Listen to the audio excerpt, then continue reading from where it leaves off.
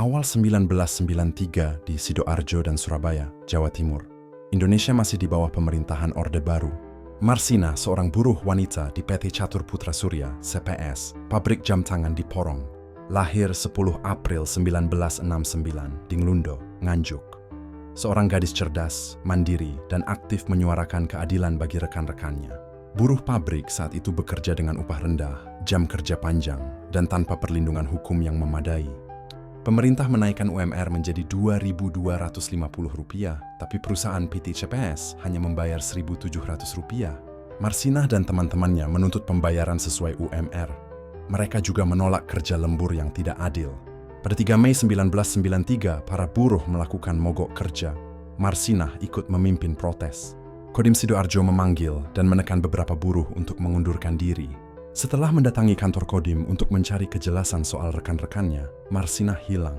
Teman-temannya mulai khawatir, tidak ada kabar selama 3 hari. Pada 8 Mei 1993, mayat seorang wanita ditemukan di hutan Wilangan, Nganjuk. Mayat itu adalah Marsinah. Tubuhnya penuh luka dan tanda-tanda penyiksaan berat. Marsinah mengalami retak tulang, memar hebat, dan luka tusuk. Kuat dugaan ia disiksa sebelum dibunuh. Kematian Marsinah mengguncang publik. Media dan LSM mulai menyoroti kasus ini. Namun tidak ada tanggapan tegas dari pemerintah. Kasus ini mulai ditutup-tutupi. Yayasan Lembaga Bantuan Hukum Indonesia atau YLBHI dan LBH Surabaya terlibat dalam investigasi. Komnas HAM dan organisasi internasional seperti ILO mulai menekan pemerintah Indonesia. Ada indikasi keterlibatan militer, khususnya Kodim Sidoarjo, dalam penghilangan dan penyiksaan.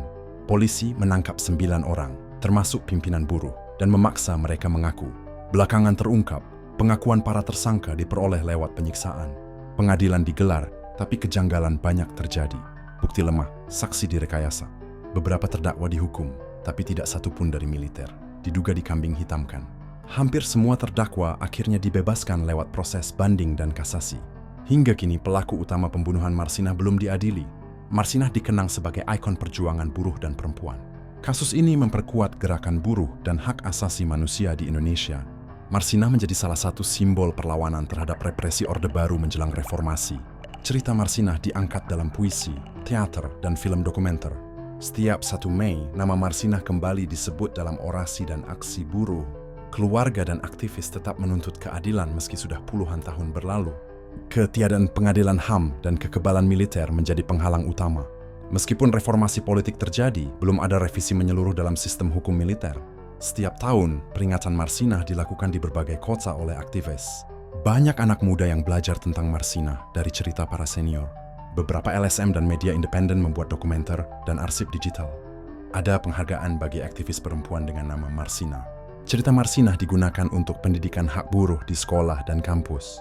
Buruh yang menuntut hak masih sering mengalami tekanan meski bentuknya berubah. Namanya menguatkan para aktivis buruh perempuan untuk terus bersuara. Keluarga Marsinah masih menunggu kejelasan dan pengakuan negara. Meski keadilan lambat, perjuangan terus dijaga oleh generasi baru. Ada harapan di tangan aktivis muda yang terus menyuarakan kasus ini. Kasus Marsinah adalah pengingat agar negara tidak abai pada suara rakyat kecil. Tanpa keadilan untuk Marsinah, luka sejarah bangsa ini belum tertutup. Marsinah mungkin telah tiada, tapi suaranya akan terus hidup di hati para pejuang keadilan dan buruh yang tak menyerah.